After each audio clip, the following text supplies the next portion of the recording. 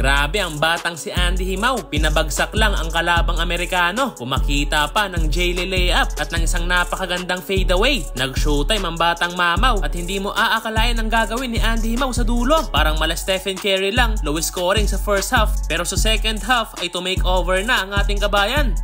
So game day na naman ng team ni Andy Himaw na Royal Crown at makakalaban nga nila ngayon ang Los Explorers. So to start the game ay drive to the basket kagad para dito kay Andy Himaw. Pero yan nga ang kanyang unang mintes sa laban na to. Maaga namang nagpaparamdam sa ilalim itong kanilang 7-footer big man. Kaso nga lang nakakabawi naman ang mga kalaban sa outside shooting. At maganda rin ang pinapakitang depensa ng Los Explorers. Hindi makaporma ang team ni Andy Himaw. Pero eto, under 8 minutes, Andy Himaw pumakita ng spin move sabay fade away. But I think ball movement will be the key. Kulaps ang depensa daw ng kalaban. Ang kaso nga lang sinundan niya ng isang turnover ng ating kabayan. Nabitawan ng bola at nag-convert pa yan sa easy 2 points ng kalaban. Ngunit to the rescue naman itong isa niyang teammate na si Jacob McGregor. Dagger shot sa 3-point line. At sa last minute ng first quarter ay nakuha pa ng Royal Crown ang momentum. Kaya nagawa pa nilang maitabla ang laban sa pagtatapos ng first period. Second quarter ay mukhang hindi pa nakukuha ni Andy Himaw ang kanyang rhythm. Airball.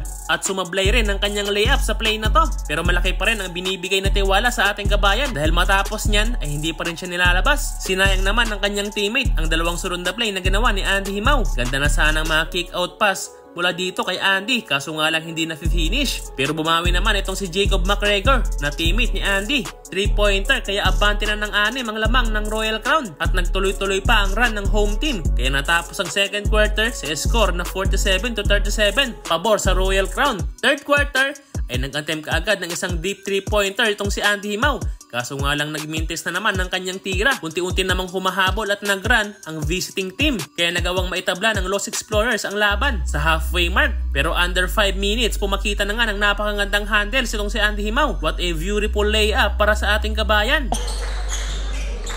And he's trying to size him up. Couple moves there, beats the defender, and a wonderful... Pati ang commentator ay hype na hype at tinawag pang Filipino Prince itong si Andy Himaw.